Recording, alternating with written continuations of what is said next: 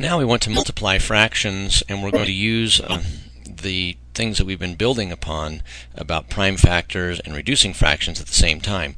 The big thing here is you multiply two fractions, we just multiply the numerator straight across and multiply the denominator straight across. So we end up with 3 times 2 all over 7 times 5 is how this comes together.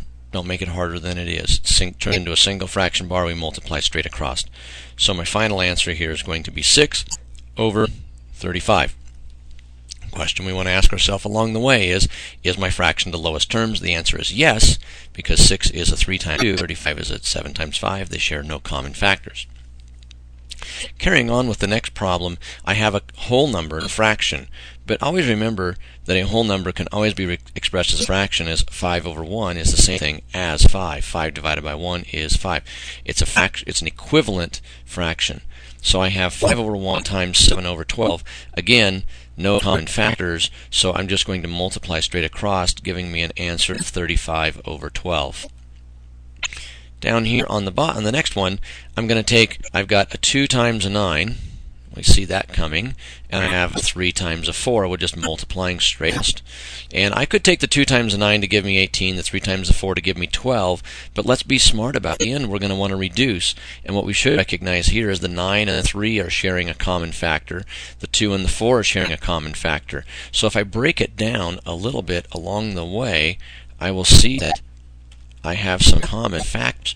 So I will come over here and I will say, okay, the 2 goes with the 2 and the 3 goes with the 3, leaving me with a final answer of 3 over 2.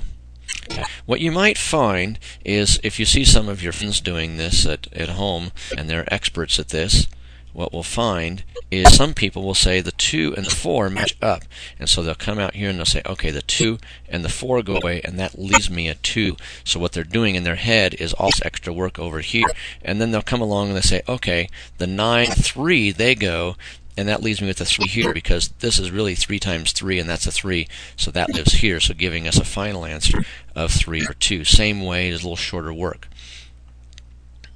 So over here we now have mixed numbers. Mixed numbers are not able to be multiplied without having to convert to improper fractions. So remember, converting from improper fractions, what we did is we said 3 times 3 was 9, plus 2 made 11. So again, the 3 and the 3 multiplied, and then plus the 2. So what we have now really is 11 thirds being multiplied by 1 times 4, which is 4, plus 1 making 5, so I have 5 fourths. Now it's multiplication. Again, the 11, the 5, the 3, 4, they don't share any common factors, so I'm going to run it. 11 times 5 gives me 55, and then my denominator is going to be 3 times the 4, giving me 12. Now, because these started as mixed numbers, arguably the final answer should be given back in mixed numbers, but that is certainly your option.